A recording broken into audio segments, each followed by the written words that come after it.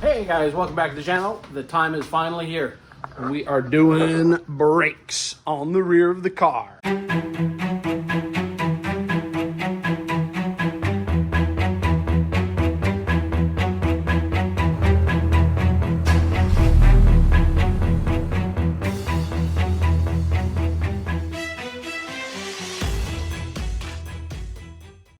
So, step one, the e-brake cable is held onto the hook. There's also a clip there. So once you pull that clip out and unhook it, then the e-brake cable is free. Getting these clips off are a bit tough. Pliers pulling up, screwdriver wiggling, just use the half brain that we've all got. So that clip should be almost free. I'm gonna see if I can get in here. So once you get this clip freedom, don't lose that. So what we found the best method was to use a screwdriver from underneath and hit the screwdriver into the clip to pull it off. So that won't unhook until you get the rest of the caliper off, which we'll do in a minute. So next step is the caliper, two 14mm bolts, one on the top, one on the bottom. They shouldn't be too tight, which they're not. And then that guy is that guy. And then those should come out. Oh, and then we'll need a caliper hanger. It's a very technical piece of equipment, which I'll get the beard grab here. Okay, so to get the e-brake cable off, once you unhook it from there, you have to tilt the caliper a little bit. It'll just slide out there, and then the caliper's free, just the brake line. So we'll leave that connected for now until we get the new caliper on. You have to take that retaining spring off, and we'll show you where that goes on the new one as well. So on the old rotors, there's two retaining screws. They're Phillips. Normally they're a bit hard to get out. If you have an impact screwdriver, great. If not, take a big screwdriver and give it the whacky with the hammer. If you have some penetrating oil, that works too. Usually they pop right out. There we go.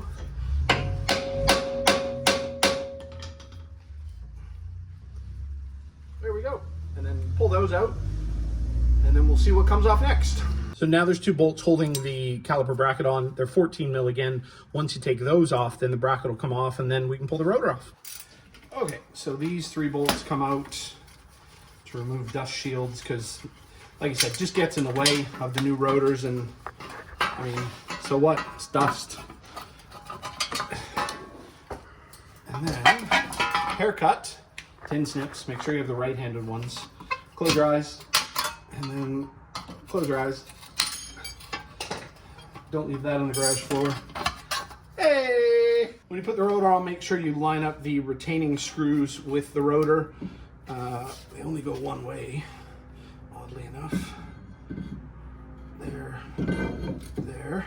And then put the two screws back in, and that'll hold the rotor on while you do the other stuff. So when you put these bolts back in, a little bit of anti-seize on the threads is a good idea. A little bit of anti-seize on the threads on the wheel is a good idea as well. Stops rust from building up. So new bracket should slide on. I don't think that's the stock colour, Lee, of an N Performance caliper. Yeah, bone stock.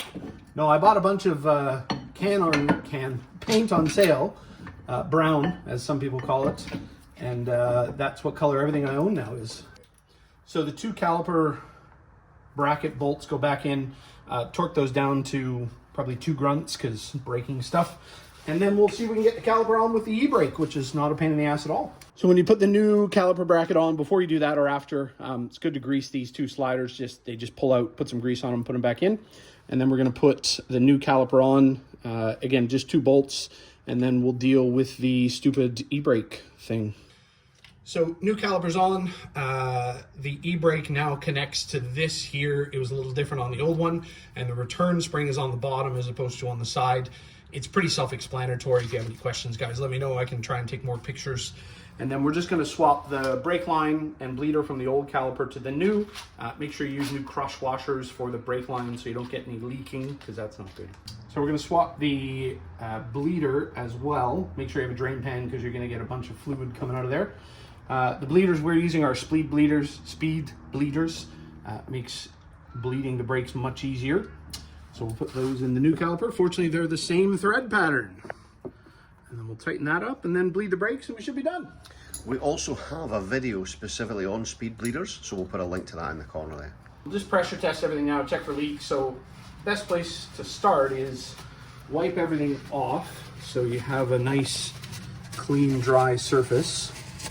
And then we'll get Gareth to step on the brakes as hard as he can and hold it for a couple of seconds, and we'll see if anything seeps. Okay, so the parking brake is down.